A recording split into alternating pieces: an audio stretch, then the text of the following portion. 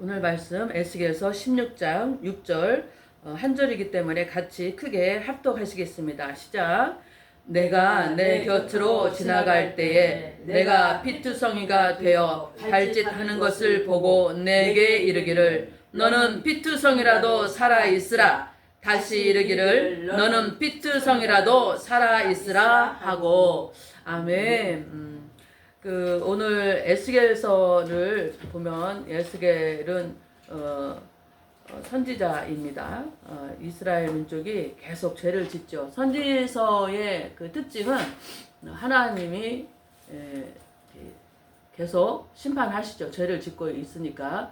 가나안 족속으로 갔는데, 가나안 땅으로 갔는데, 젖과 꿀이 흐르는 땅으로 이스라엘 민족이 갔는데, 그 땅을 얘는 7족속이 살았어요. 근데 7족속이 하는 행동이 굉장히 악했습니다.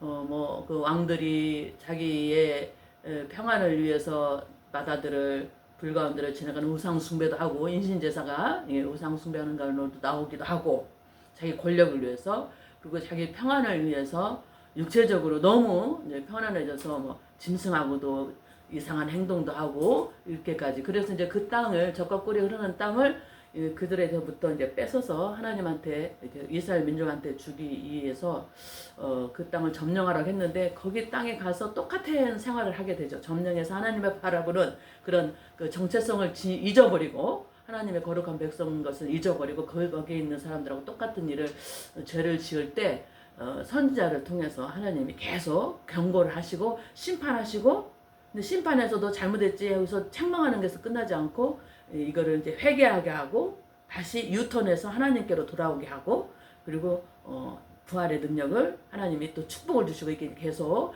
반복이 되고 있는데요. 이 에스겔서에서 보면 오늘 말씀은 예루살렘을 향해서 하나님이 책망하시는 거이면서 권면하십니다. 예루살렘은 뭐에 비교를 했냐면 버려진 아이, 아무도 돌보지 않는 버려진 아이. 근데 탯줄도 끊어지지 않고요.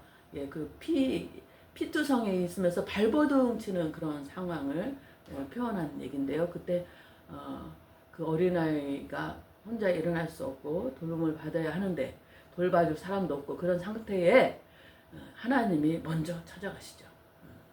이것은 곧 무슨 얘기를 하냐. 세상 살면서 인생에 수고할 슬픔이 있어요. 다 있죠. 근데 그게 하나님의 본심이 아닙니다. 에레미야 에가에서도 인생의 수고할 슬픔이 본심이 아니다. 그러면 이 인생의 수고할 슬픔을 왜 올까? 호사에서에 보면은 그들이 고난 받을 때 내게 부르짖는다 그러거든요. 그리고 여호와 하나님이 너희들이 나를 바라보게 하기 위해서 다른데 막 정신이 팔려 있어요.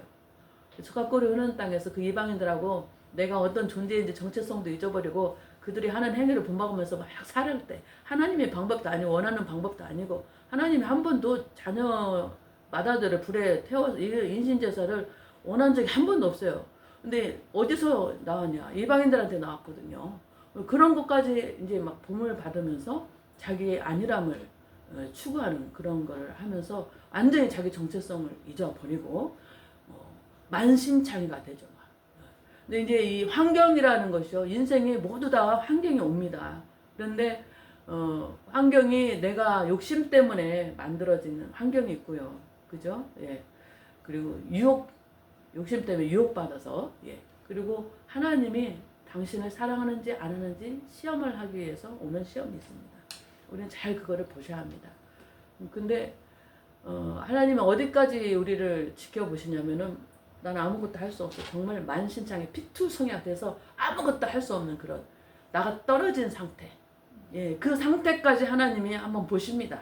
그리고 우리는 열심히 살아요. 열심히. 하나님의 백성인지 아닌지도 잊어버리고 남들 하는 대로 막 열심히 삽니다. 그렇게 하면 되는 줄 알아요. 그런데 우리가요, 하나님의 백성들은 자기의 방향성과 정체성을 정확히 갖게 하시길 원하십니다. 하나님은요, 어떤 상황이 와도 내가 하나님의 자녀로서, 하나님의 아들로서 하나님의 원하는 방식대로 살아가길 원하십니다. 그거를 계속 깨닫게 하기 위해서 여러 가지 환경이 오죠. 물론 내가 욕심 때문에 오는 환경은 정말 돌아봐야죠. 그리고 이 욕심 때문에 하나님은 정말 합법적인 방법으로 가게 하시거든요. 합법적인 방법으로 가게 하시는데 나의 욕심 때문에 오는 경우가 있어요. 저희도 과거에 사업을 했지만 남들 다 그렇게 하니까 그렇게 했어요. 그렇게 하는 거니까 남들 다. 근데 하나님의 자녀들은요, 세상 사람들의 방식으로 살게 두지 않습니다. 왜? 창세전에 너는 내 것이라고 손바닥에 써서 새길 우리 정체성을 가진 사람들은요, 하나님의 방법으로 그 상황을 대하고 해결하고 접근하기를 원하십니다. 근데 그거를 깨닫지 못하죠. 그래서 한번 그냥 두고 봅니다. 사실 교회 안에 있는 성도들 중에 남을 심각하게 훼손해서 사기쳐서 그렇게까지 교회 그런 사람이 교회 생활하는 건 쉽지 않습니다. 그런 사람들은 이제 범죄 교도소로 많이 가겠죠. 그런 사람이 다시 이렇게 개가천선해서 하나님의 자녀라면 완전히 바꿔서 삶의 태도를 바꾸겠지만 거의 교회 안에 열심히 살아요. 그렇게 성실히 살면 되는 걸로 알고 있기 때문입니다. 그런데 하나님은 하나님의 고유의 방법이 있어요. 히브리서에서도 보면요. 히브리서 12장 한번 볼까요? 히브리서 12장 보겠습니다. 12장 6절에서부터 한 번 더 보겠습니다. 찾아볼까요? 히브리서 12장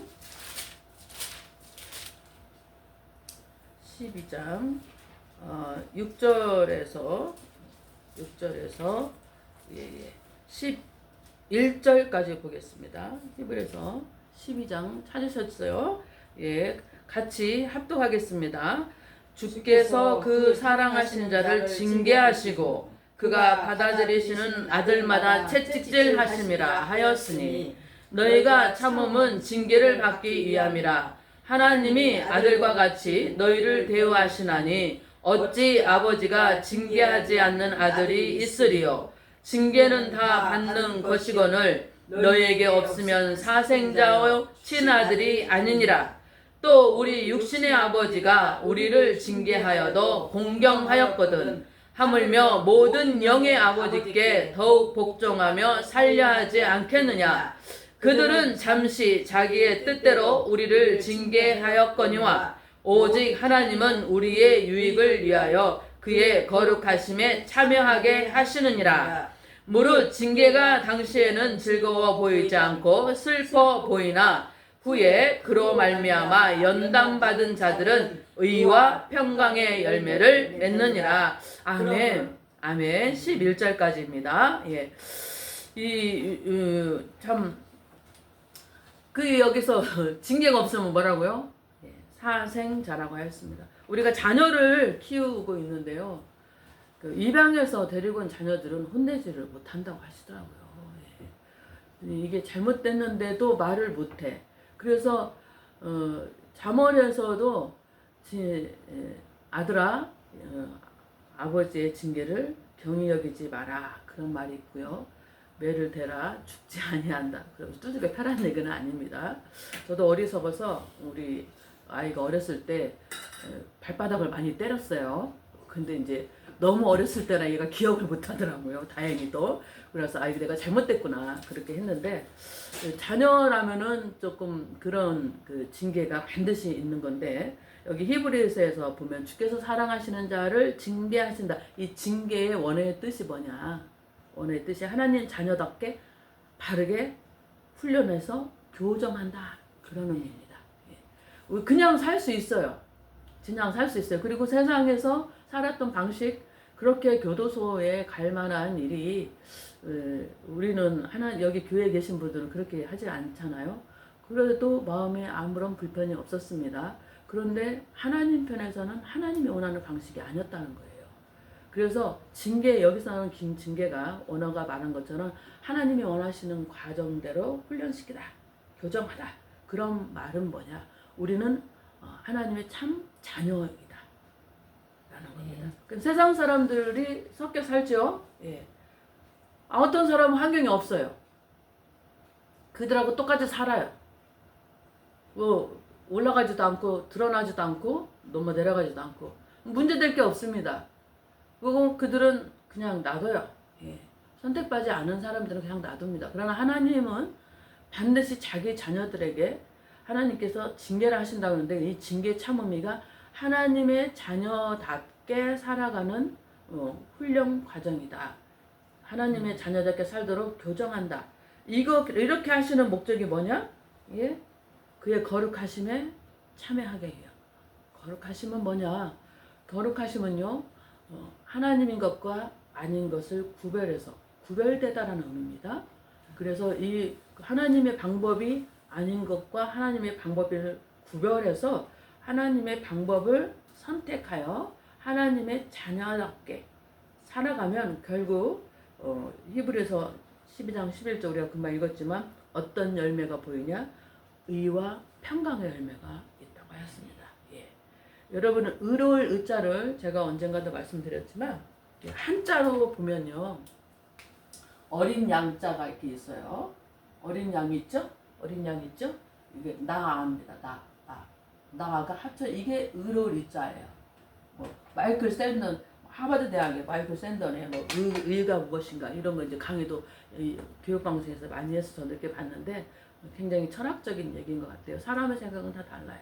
철학자로도 달라집니다. 그러나 우리는 교과서가 텍스트북이 뭐예요? 성경이에요. 성경에서 나오시는 그 말씀은 뭐냐? 어린 양이신 예수 그리스도와 내가 있을 때 비로소 의롭다 칭함을 받는 거죠. 그런데 이 징계를 통해서 하나님 자녀답게 사는 거예요. 하나님 자녀답게. 자녀답게라는 것은 뭐냐? 하나님의 방식으로, 하나님의 길로, 하나님이 원하는 방향으로 가는 거거든요. 예. 남들이 우리는 세상의 그 법보다 더 초월한 굉장히 뛰어난 하나님의 법을 의식하면서 살 수밖에 없습니다. 왜? 너는 내 것이라고 하나님이 찝어놓은 사람이 있어요. 안 그런 사람이 있고 찝어놓은 사람이 있습니다. 모든 사람이 구원받아서 다 천국에 가면은 좋지요. 그것도 하나님이 원하신다고 써 있습니다. 디모데후서에서. 그러나 미리 정해진 사람이 있다는 거예요. 예, 그걸 이제 다음에 한번 다루겠는데요. 그래서 이 사람들은 정말 하나님이 소수라는 거예요. 극소수. 그래서 환경이 교회 안에서 보면은 환경이 없는 거 자랑할 것이 아니죠. 예. 모압과 암몬 족속은 그의 평안을 부러워하지 말아라 그랬어요. 예. 모압과 암몬 족속은 누구의 자녀죠? 롯이죠. 예. 롯이 소돔과 고모라를 낳았을 때 두 딸하고 낳았어요. 아내는 소돔기둥이 됐습니다. 뒤를 돌아가서 세상에 미련이 있었어요. 그런데 두 딸하고 이제 소알성에 가서 그들이 소돔이 다 무너졌죠.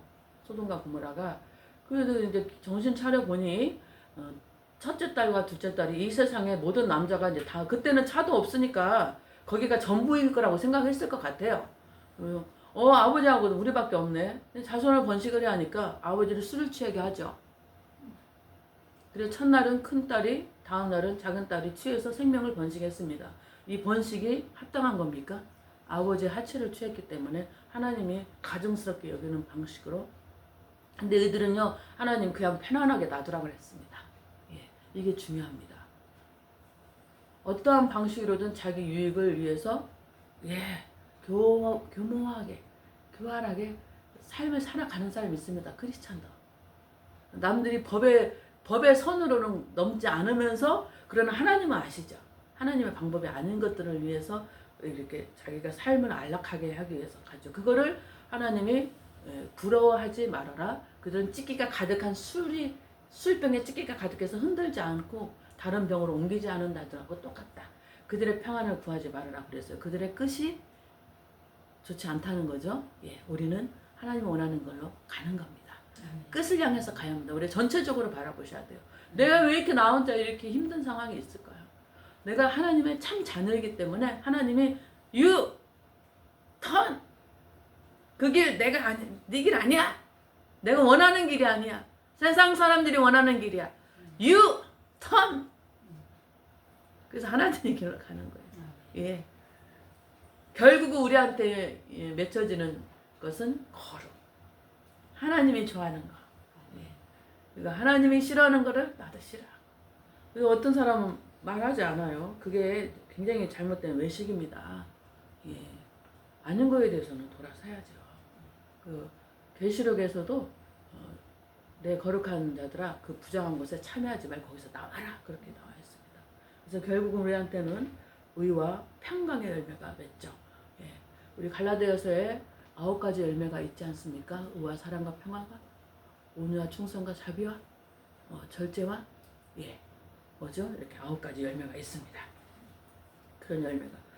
물론 환경을 받았을 때 내가 참 자녀니까 받는구나 좋다고 하는 사람 한 명도 없죠. 정말 그때 여러분 이제 어린아이 같이 하나님한테 떼쓰고 우십시오. 주님 나 아파요. 저는 정말 많이 울었습니다. 이 성경책에 코피까지 다 흘렸다고 그랬잖아요. 참 성경책이 신기한 책입니다. 같은 성경책에도 내 손에 익은 책이 원하는 곳을 빨리 찾아지거든요. 이 정말 신비 아닙니까? 예. 그때 당시에는 슬퍼 보이지 않고 왜 이렇게 나한테 고통이 오는 거야. 나 정말 열심히 살았는데 성실히 살았는데. 예. 그때 그러나 하나님이 주시는 환경에 대해서 내가 참 지금 돌아보면 내가 참 자녀였는데 내가 세상 사람하고 그냥 이것이 좋은 것이 좋은 거 이렇게 섞여가지고 이렇게 살았었구나. 그러면서 지금은 돌아보니 하나님이 어떻게 살기 원하실까요? 네 힘으로 살지 말아라. 하나님의 은혜로 살아라. 그럼 내가 너한테 주는 은혜를 통해서 받는 공급은 얼마나 더하게 비교가 안 되죠. 그죠? 내가 막 아둥바둥 사는 것보다 하나님이 주시는 것은 정말 단번에 낮은 데서 높은 데로, 그죠? 그렇게 하시는 하나님을 네 힘으로 살지 마. 하나님이 보실 때는 피투성이가 막 갈기게 만신창이 되는데도 막 발부둥을 치는 그런 어린아이 같은 모습으로 보일 때 하나님이 얼마나 안타까울까? 그런데 우리는 그래도 막 내가 끝까지 하려고 합니다. 에스겔서 45장 뒷절에 보면요. 막 성전에서 물이 흘러내려요. 생명수에 막 흘러내리는데 발목까지 찹니다. 발목까지 찰 때는 내가 움직일 수 있어요. 막 움직이죠. 그런데 이제 무릎까지 옵니다. 그때도 내가 움직여요. 막 내가 하려고 바둥바둥 하는 삐뚤성이 있어도 만신창이가 돼도 내가 할 수 있어. 내가 할 수 있어. 하나님은 그렇게 피투성이가 돼서 만신창이가 되는 우리를 그러니까 손짓 발짓 하면서 발버둥 치는 걸로 보고 계십니다. 그러나 이제 이 성전에서 흐르는 물이 이 가슴 목까지 찼을 때 우리는 어떻게 해요? 이제는 안 되겠다. 힘 다 빼는 거죠. 그때까지 하나님 기다리십니다. 물속에 빠지는 사람들도요, 막 힘이 좀 있을 때 가면요, 같이 빠져 죽습니다. 힘이 조금 빠졌을 때, 그럴 때 사람들이 가서 도와주면요, 이제 그 사람이 힘을 다 뺀 상태이기 때문에 머리라도 잡으면 이렇게 싹 끌려온다고 그래요. 근데 내가 그러지 않았나 생각을 합니다. 저도 정말 안산에서 정말 열심히 살았거든요. 그리고 그 가게에 주인이 불의한 사람을 만나서 우리 가게에서 그 보증금을 한 푼도 안 주고 우리를 쫓아내려고 할 때 거짓 증인도 내세우는 거예요. 직원하고 짜고. 근데 뭐 순진하니까 나는 경찰서 앞에 지나가기만 해도 심장이 떨려서 죄를 안 짓는 내가 경찰서에 가게 되는 거예요. 이 경찰서를 가고 판결이 나고 막 그러는데요. 1년, 2년 동안 피가 말랐습니다. 억울하죠. 억울해. 내가 한 적도 없는데. 근데 세상 사람들은요, 수단과 방법을 가리지 않고 거짓 증인까지 내세워서 제 돈을 뺏어가기 위해서 몸부림 발악을 할 때 하나님이 제가 1심에서 이겼어요. 내가 잘못한 게 아니고. 근데 그 사람이 2심으로 가는 거예요. 그럼 이제 대법원까지 가는데 이 1심으로 갈 동안도 나는 너무 고통스러웠어요. 내가 뭘 잘못한 게 없는데 정말 발버둥 치면서 거기 사업장에 최선을 다한 것밖에 없는데 주일 오후에도요, 생명을 다루는 거니까 어쩔 수 없다 해서 오후에도 봉사를 할 수가 없어요. 빨리 뛰어가서 가게 정리하고 그렇게 하니까 또 강아지 동물병원이기 때문에 강아지들이 몇 마리 있으니까 막 개똥을 여름에 안 치면 고약한 냄새가 나니까 뜨거운 물로 막 공부장갑 끼우고 정말 아침 저녁으로. 그리고 밤에 새벽에 또 전화가 옵니다. 생명을 다루기 때문에 새벽에 전화 오면 또 안 갈 수가 없어요. 그런데 그렇게 막 인터넷에다가 우리 24시간으로 막 올린 거예요. 돈 한 푼이라도 더 벌려고. 한 1년은 정말 열심히 잘 벌었고 1년은 정말 잘 됐습니다. 하루 매출도 140만 원인가? 그래서 막 우리 둘이 이렇게 하다가 빌딩 사겠다 그렇게 했습니다. 그런데 하나님이요, 하나님의 방법이 아닌 걸로 바둥바둥 피투성이로 만신창이 됐는데도 막 바둥바둥 하는 제 모습 보고 얼마나 안타깝게 하셨는데 이제는 결정적이고 드라마틱한 상황으로까지 가게 하셔서 결국은 내가 옳았고 억울하지만 포기했습니다. 주님 안 하겠으면 이건 에너지 소비하는 거고 주님께서 분명히 성경에서 그랬거든요. 법정에 서지 말라고. 내가 옳았기 때문에 갔습니다. 그런데 하나님의 말씀하고는 대치가 되죠. 하나님의 자녀들은 하나님의 말씀하고 대치된 상황까지 가지 않습니다. 내가 옳았기 때문에 그런데 자꾸 주위에서 막 부추겨요. 특히 변호사들이나 검사들은 더 부추기죠. 그러니까 내가 억울하잖아요. 그러니까 더 돈을 투자해서라도 내가 이게 늪에 빠지는 거더라고요. 나의 에너지를 생산적으로 하나님 쓰시기 원하십니다. 내가 소모했고 그 시간이 경찰서를 억울하게 가야 되고 뭐 그런 것도 법원에도 억울하게 가야 되고 정말 근데 사실 법정에 섰을 때 너무 창피했습니다. 내가 하나님 믿는 거 이 사람들 알 텐데 내가 하나님의 영광을 가리고 있구나. 그리고 성경에서 법정에 가지 말라고 했는데 내가 어떻게 다 여기 이 자리에 서서 검사 앞에서 판사 앞에서 내가 이러고 있지? 내 모습이 너무 한심이 있고 창피했습니다. 그래서 우리 교회 안에 계신 변호사님인데 상의했습니다. 안 하겠다. 더 진행하지 않고 생산적인 것에 내가 가져가고 주님 앞에 돌이켰습니다. 내가 옳았기 때문에 교회 안에 옳은 걸로 싸웁니다. 그냥 포기하십시오. 그러면 하나님이 하십니다. 하나님은 우리를 어떻게 보냐면 이 푸트성으로 만신창이 발각을 찢었는데도 계속 살려고 자기가 발버둥치는 그런 불쌍한 모습으로 보신다는 겁니다.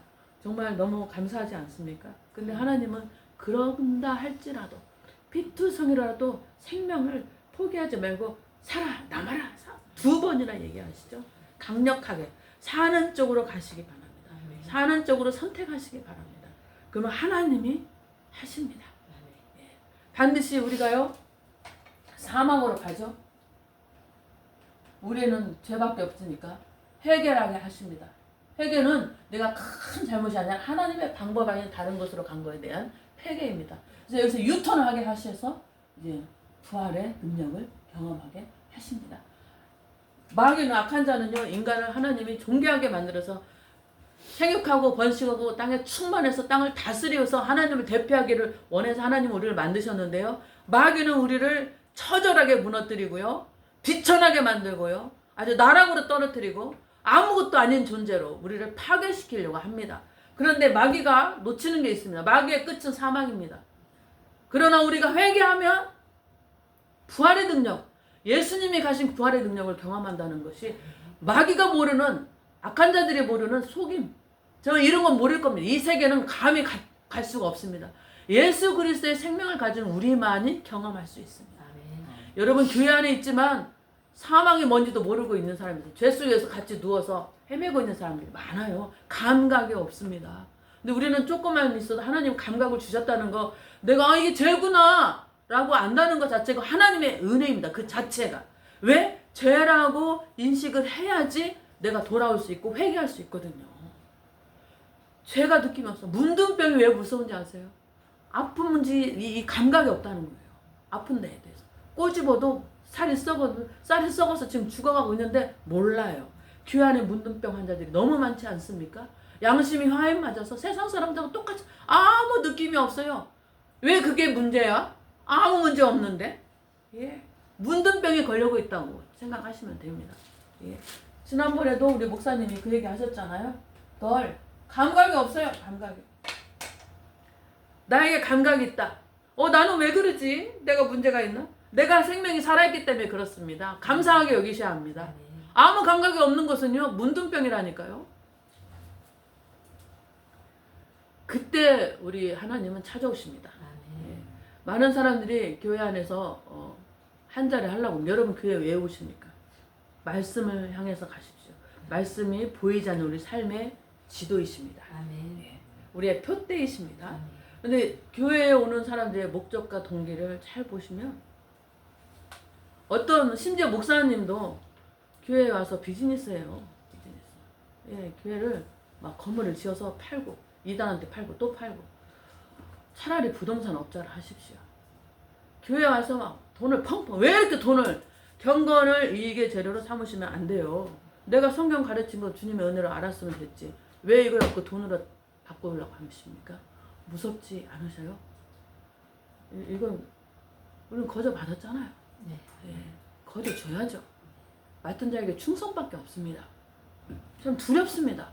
그럼 차라리 그냥 비즈니스를 하세요. 비즈니스를 해놓고 교회라고 세워놨다고 해서 교회가 아닙니다. 교회는 진리의 기둥과 터입니다. 진리 성경 말씀입니다. 여러분 교회 안에 말씀 때문에 오시기 바랍니다.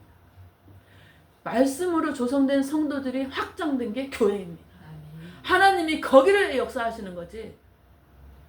죄가 남은 하나님 절대 함께하지 않는다고 하지 않았습니까? 언제 하나님의 물질과 바꾸십니까? 두렵습니다. 제발 그 죄에서 떠나십시오. 그때 하나님이 우리한테 찾아오신다는 것이 너무 감사합니다. 내가 더 이상 아무것도 할 수 없는 피투성이가 되어서 발버둥 칠 때 그때 하나님이 찾아오십니다. 요한복음에서도요. 여러 가지 생명 요한복음 다음에 또 다루겠지만 생명의 장입니다. 하나님이 목마른 자에게 먼저 찾아가십니다. 배고픈 자에게 먼저 찾아가서 공급하십니다. 하나님이 먼저 여러분을 지금 이 자리에 있는 거가요. 하나님이 먼저 찾아오시고 방문하셨기 때문에 오신 겁니다. 내가 똑똑해서 온 게 절대 아니에요. 그래서 우리가 믿지 않고 말씀에 반응하지 않는 사람들에 대해서 정죄할 수가 없습니다. 그저 내가 이 자리에 있는 것을 감사하시기 바랍니다. 내가 실패하기를 하나님은 마치 바라시는 것 같습니다. 예. 그래야 하나님의 방법을 깨닫거든요. 예. 시편 119편에서도 내가 고난 당하기 전에는 깨닫지 못했는데 고난 당하고 나니 주의 법을 깨닫습니다. 그러지 않습니까? 우리의 이 어떤 그 성경을 만드실 때 1500년 동안 한 40여 명 이상이 이렇게 성경을 이렇게 계속 토의하고 막 그래서 만들었는데 시편이 너무 인간적이다.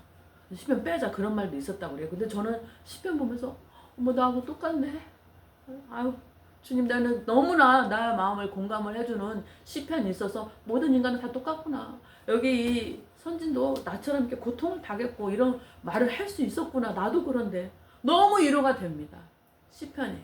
여러분 시편을 자주 묵상하시기 바랍니다. 여러분은 그냥 세상에 살 수가 없습니다. 하나님이요 불꽃 같은 눈으로 하나님의 자녀들을 집중하여서 바라보고 계십니다. 그리고 돌보고 계신다는 걸 기억하시기 바랍니다. 왜? 그 다음에 하나님은요 우리 피투성에 대해서 아무것도 할 수 없을 때 참 교회 안에 돈 있는 사람들 예, 많이 보이시죠? 대형교회일수록 명함 하나 팔려고 오십니다. 예. 그런데요 우리가 아무것도 없을 때 내 옆에 누가 오는지 잘 보십시오. 그분이 진짜입니다.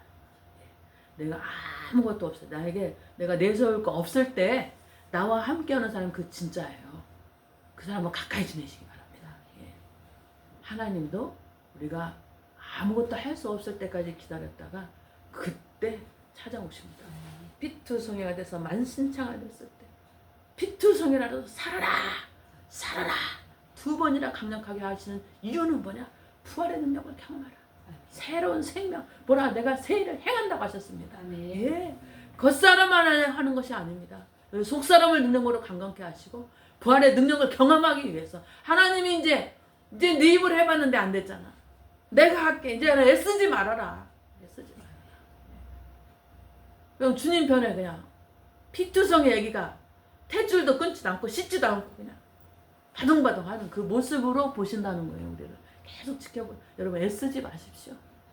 그리고 주님의 은혜 안에 들어오셔서 주님 내가 잘못 살았군요. 회개하시면서 예수 그리스도의 보혈을 의지해서 주님께 나가시고 말씀을 붙드십시오. 하나님이 하십니다. 아멘. 하나님이 하시는 것을 한번 경험해 보십시오. 아멘. 하나님의 능력은 우리의 부활의 능력은 무엇인가? 반드시 그런데 이 부활이 사망이 전제된다는 것 꼭 아시고요. 예, 사망 안에서 그냥 허우적거리는 게 아니라 내가 주님 나 자신의 소유를 살펴서 내가 주님한테 기쁨의 대상이 되지 못했던 것이 무엇인가 돌아보고 십자가에 불어당해서 회개하고 의인은 하나도 없어요. 예. 그래서 주님이 원하시는 그 생명의 새로운 단계를 경험하시기 바랍니다.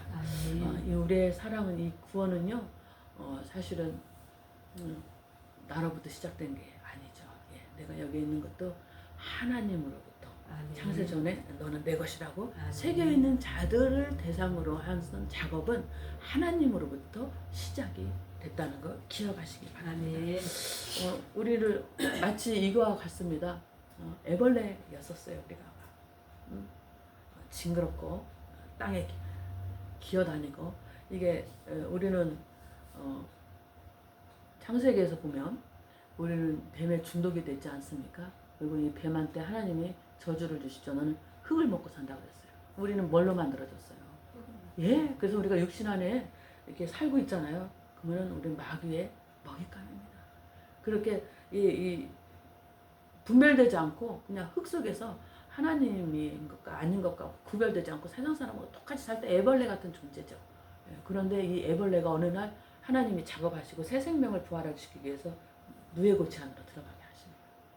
그 속은 좁아요. 깜깜해요. 예. 하나님 여기 너무 좁고 깜깜해요. 막 고통스러운 이런 단계가 있어야 합니다. 누에고치의 단계가. 그런데 누군가가 도와주면 안 돼요.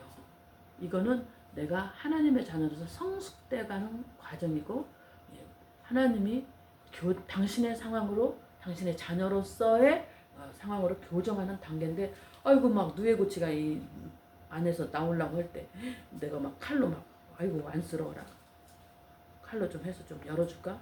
그럼 누에고치 나와서 살 수 있을까요? 예, 죽습니다. 예, 그 안에 우리는 기도해 줄 수밖에 없어요. 기다릴 수밖에 없습니다. 그 안에서 내가 하나님의 스스로 돌이키고 하나님의 자녀로서 살지 못한 거, 하나님의 자녀이기 때문에 이 상황을 우리는 내 마음대로 할 수가 없습니다. 그렇게 할수록 시간이 지연시키는 것은 납니다. 나 때문에 시간이 지연되는 거지. 하나님은 그래도 기다리십니다. 우리도 하나님의 심정을 가지고 기다리셔야 돼요. 기도하면서. 그리고 나면 그 누에고치 안에서 이 누에를 뚫고 나오는 성숙된 과정을 통해서 어둡고 좁았던 그 상황에서 누에고치가, 애벌레가 나오게 되면 완전히 이 탈피해서, 겉껍데기를 탈피해서 뭘로 날아가요? 아름다운 나비로 날아갑니다. 이게 완전히 생명이 다른 생명이죠. 애벌레에서 나비의 생명으로. 이제 제가 좋은 곳, 꽃을 향해서 원하는 대로 다 날아다닐 수 있어요. 그런 상태로 갈 수 있도록 우리가 기도해줘야 합니다.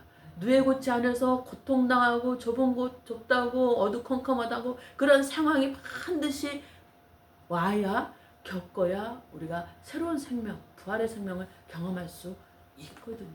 근데 우리 옆에서 막 나조차도 하나님한테 발버둥 치면서 하나님 기도합니다.